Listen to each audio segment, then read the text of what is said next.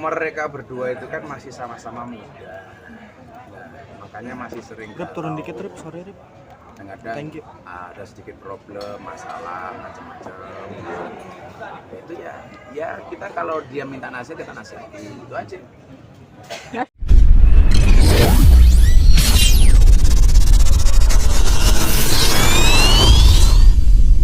Tadi diskusi tadi itu Apa? Handphone lu. Toris. Sorry. Kesiapan dan melihat kesungguhan mereka berdua Seperti apa? seperti apa? Mereka berdua itu kan masih sama-sama muda. Nah, makanya masih sering Rip, turun dikit Rip, sorry Rip. kadang-kadang Thank you. ada sedikit problem, masalah, macam-macam. Itu ya kita kalau dia minta nasihat kita nasihati, itu aja. Tapi sih sepanjang yang saya tahu ya fine. Sudah ada nasihat-nasihat pernikahan? Oh belum. Cuman biasa kalau lagi bucin kita bikin quote dulu mereka. Kan kita master of quote. Apa tuh? Ya banyak. Contohnya? Ya kayak tadi. Jadi ya kalau si proses ke jenjang pernikahan sih tapi kita masih jauh. Terutama dari Fujinya. Kalau Toriknya saya pikir siap kapan belum. Karena saya bilang sama dia untuk apa juga sih pacaran terlalu lama-lama. Tapi Fuji sendiri Harus yang seperti apa agar bisa siap dan mau? Karena Fuji masih merasa muda banget, faktor umur saja. Tapi dari kemarin sempat heboh juga yang Yang apa? keluarga Halilintar menyebutkan beberapa syarat itu. Handphone yang mana? Belum dengar aku. Handphone yang mana? Syaratnya pokoknya harus beretik. Salah satunya harus beretika. Ya saya pikir itu berpakaian normatif baik, kan orang tua kan sebagai yang lebih tua itu. Karena pernikahan itu adalah long life. Makanya saya sering bilang sama Atta dulu sama si Tore, salah satu ibadah yang paling dibenci oleh setan itu nikah. Karena seterusnya beda dengan sholat cuma 5 menit, beda dengan puasa cuma sehari, beda dengan zakat sekali selesai. Tapi kalau nikah itu kan cara panjang. Makanya setan tuh benci banget. Kenapa? Karena semua yang dilakukan dalam pernikahan itu ibadah. Pegang tangan, pacaran dosa, begitu menikah pahala. Nah, sehingga kemudian perlu dipikirkan masa-masa. Sehingga saya bilang sama mereka, saya bilang sama si Torek, sebelum menikah bukalah matamu lebar-lebar. Tapi setelah menikah, tutuplah matamu rapat-rapat. Nah, kira-kira begitu nasihat-nasihat kita sampaikan. Tapi dari Puji sendiri ada kayak minta nasihat nggak sih ke bos? Enggak, saya lebih intinya ke Torik. Oh, ke Torik. Cuman kalau saya beberapa kali ketemu Puji, saya bilang, kamu boleh viral, tapi kamu harus punya karya supaya bisa bertahan. Makanya hari ini kamu harus belajar untuk berkarya lebih, supaya kamu mampu bertahan lebih panjang di dunia seperti ini. Karena kalau viral tanpa karya itu kan juga gak akan lama gitu. Saya justru nasihati mereka seperti itu. Oke, sorry guys. Tadi pada bertanya-tanya juga kemarin Dian Halilintar tidak datang ke tindak sintennya. Apalagi cuma tidak sih nikah Tapi juga nggak datang nggak apa-apa kok, apalagi cuma tidak sih kan. Tapi katanya karena ada Fuji nih, Iya. Gus, Enggak. akhirnya keluarga Gen tidak hadir. Enggak ada isu. Ya fan-fan saja.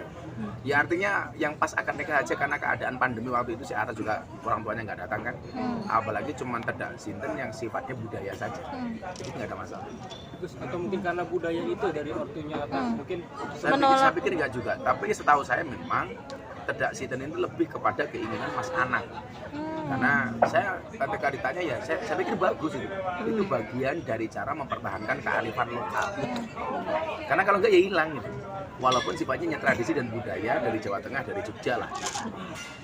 Dilakukan juga boleh, enggak dilakukan juga enggak apa-apa. tapi dalam agama sendiri ada nggak sih Gus? Kalau dalam agama memang tidak ada. Itu murni tradisi dan budaya. Yang saya pikir tradisi budaya itu juga bagus-bagus saja. Itu kan hanya apa simbolik saja bahwa ketika anak 7 bulan kemudian kakinya itu menapak ke tanah kan itu saja. Sehingga kemudian nggak usah dibesar-besarkan. Jadi kalau artinya itu terdak itu kan berarti turun. Siten itu berarti tanah. Ya, siti tanah. Ya sudah. Hanya simbolik itu saja itu. Kalau kemudian rangkaiannya ini dikasih uang, dikasih kamera, dikasih apa, oh milihnya ini, ya itu kebetulan saja itu. Kalau kemudian, oh bener besok dia milih kamera jadi YouTuber ya, kebetulan saja. Coba kalau disuruh milih kalian, kan mesti milih yang benar-benar. Jadi kalau Atta sempat ngomong sama nggak apa Agus, nggak apa-apa. Dan kebetulan si Atta ini kan orangnya yang selalu bertanya ketika dia tidak memahami sebuah persoalan. Ya saya dengan senang hati menjawab kan, nggak apa-apa. Walaupun memang ini lebih kepada pipihana. Termasuk sama pembangunan pesantrennya juga. Iya, selalu dia konsultasi sama sama dia. Kita kolaborasi, apa yang bisa dikolaborasikan antara pondok kita di Jogja dengan pondoknya si Atta. Atta kan wawasannya bahwa santri itu juga harus punya skill. Makanya dilatih dengan berbagai keahlian. Salah satunya dilatih YouTube umpamanya. Ini saya pikir keren. Itu termasuk ini juga nggak sih Gus? Kan tadi Gus ngadain launching ini tidak mengambil sedikit pun Saya untuk tidak akan pesantren. ngambil, memang kan tujuan untuk para santri. Karena kan santri kita kan semuanya free, semuanya gratis. Saya berpikir begini, kita sih berharap bahwa kita selalu eksis ya. Tapi kan kita juga nggak tahu umur, nggak tahu rezeki, nggak tahu keadaan, nggak tahu takdir Allah seperti apa. Ya ini bagian dari rencana besar saya bahwa santri harus tetap bertahan. Ada saya atau tidak ada saya. Nah tentunya ini sebagai salah satu sumber penghasilan untuk para santri. Kemudian yang lain kan banyak jamaah kita tuh yang masih nganggur, nggak punya penghasilan. Lah kemungkinan dengan menjadi seller atau distributor, mereka kan pada akhirnya juga punya penghasilan. Memang saya niatkan untuk memberdayakan ekonomi umat itu saja. Saya tidak ngambil umpamanya dari ini pun kan alhamdulillah kita masih ada jalan yang lain. Tapi bahwa santri harus punya kepastian bahwa hidup mereka, keberlangsungan mereka bisa terjaga, salah satunya dengan usaha parfum. Terus cukup inilah acara Gus ini sampai datang Pak Anies tadi ya. Iya. Terus Menteri Dan Perhubungan kita gitu. undang ya. Kalau kita undang teman-teman pejabat atau teman-teman artis, waduh. Saya makanya karena kebetulan kemarin lagi kontak-kontak sama si Atta, yuk datang aja. Kebetulan Arif Muhammad dari kemarin kita pengen ketemu, yuk datang yuk. Kayak Vicky karena memang sering konsultasi sama kita. Artinya kalau teman-teman artis yang kita undang ya nanti malah semuanya penuh artis, malah kalian yang repot. Tapi dari atas sendiri ada keinginan untuk menanam modal juga di situ Gus. Nanti kita lihat dulu aja. Bahwa mungkin nanti akan ada kerjasama dengan Atta dalam bentuk apa ya kita nggak tahu. Tapi kan udah sering Gus maksudnya kerja sama bareng Atta, tapi masa Atta nggak Sering mau kan sama-sama menanam dilaporkan. Dilaporkan sendiri, cabut sendiri. Gus tadi ada yang menarik di panggung. Dulu, tadi menanggapinya gimana Iya. Gus? Yang apa? dilaporin. Ya kan yang melaporkan capek sendiri, cabut sendiri. Kalau gitu cuma ngambil pusing. Iya, dia kayaknya capek juga Gus nggak ngambil. Iya, karena kita nggak ngambil respon sama sekali. Untuk apa? Ya kan kita terbiasa dengan dunia media seperti itu kan. Dan kita juga nggak buta hukum banget, kita ngerti hukum. Atta juga ngerti.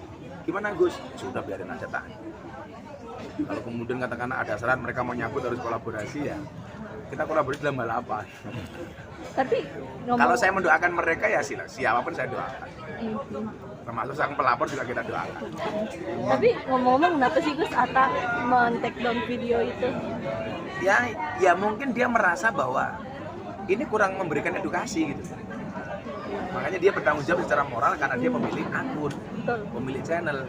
Ya kalau pertimbangannya itu kan ya hak dia kan. Saya posting sesuatu di medsos saya, kemudian saya take down, itu kan urusan saya. Kenapa yang lain yang repot gitu. Kira-kira begitu. Gus tadi sempat Seperti apa sih Gus? Uslobi banget, malah kita ketawa-ketawa aja. Jadi kalau ada video baru kita di TikTok atau di Instagram, saya kirim ke Atta, ketawa. Ya artinya ketika tahu dilaporkan Pak. Sama sekali nggak ada sakit-sakit ya biasa aja. Kan kita orangnya slow. Dan memang saya lagi mengajak ini sebentar lagi insya Allah ini Torik sama Atta pengen kemudian di rumah Atta itu kita buat pengajian sekali teman-teman circle artis. amin. Karena banyak teman-temannya Atta yang anak-anak muda itu kan pengen belajar ngaji. Udah deh, kalau memang seperti itu keadaannya, saya mau nyempatin di sebulan sekali untuk ngasih waktu mereka ngaji. Dan rencana malah penggeraknya si Torik, Guji, kemudian si Atta sendiri. Nanti rencana mau di rumahnya Atta. Kita bikin pengajian sebulan sekali. Tapi udah Gus, ditentuin tanggalnya belum sih Gus? kabar yang bersangkutan bilang kan ketika orang tidak mempercayai goib atau keluar Batal sahadatnya, yaitu justru berpotensi menurut saya ada celah hukum bagi mereka. Bagi mereka. Ini saya pikir tafsir yang sangat-sangat menyimpang. Saya tidak secara spesifik mengomentari mereka ya. Tapi ada hadis yang bunyinya adalah man fasral Quran bi ra'yi falyatabawa maq'adahu minan nar. Barang siapa menafsirkan Al-Qur'an dengan sesuai kemampuan akalnya sendiri, maka siap-siap mengambil tempat hidup dari api neraka. Jadi nggak sembarangan orang menafsirkan Quran atau menafsirkan hadis. Yang ini bahaya gitu. Yang ini bahaya. Maka saya pikir ketika orang tidak percaya dengan dukun kemudian batal syahadatnya, ini dari mana dasarnya? Dari mana dasar? Justru syahadat itu kan artinya pengesaan, pengakuan kepada Allah, pengakuan bahwa Muhammad adalah Rasulullah. Sehingga kemudian kalau kita percaya, tidak percaya dukun justru batal. Justru sebaliknya, kalau kita percaya dukun malah bisa batal syahadatnya. Jangan dibalik itu loh. Itu apa yang disampaikan oleh pesulap merah, Gus setuju. Saya nggak mengikuti apa yang disampaikan pesulap merah, saya juga nggak tahu gitu. Jadi saya ngomong seperti itu bukan karena saya mendukung pesulap merah, karena saya juga nggak tahu komentarnya pesulap merah seperti apa. Yang bisa melihat goib keluar dari muslim ya. Oh, kalau itu saya malah nggak setuju. Memang tidak ada yang bisa melihat jin, yang bisa melihat jin itu hanya Allah. Tapi saya menggunakan pendapat guru saya Habib Lutfi, yang beliau mengatakan apa? Benar, yang bisa melihat jin itu hanya Allah dan orang yang dikehendaki oleh Allah. Kalau bahasa guru saya Habib Lutfi seperti itu. Tidak ada yang bisa melihat kecuali Allah atau orang yang memang dikehendaki oleh Allah. Jadi kalau kalian kemudian dikehendaki bisa-bisa saja kan itu. Gitu. Jadi tidak bisa, pasti nggak ada yang bisa sama sekali. Oh tidak.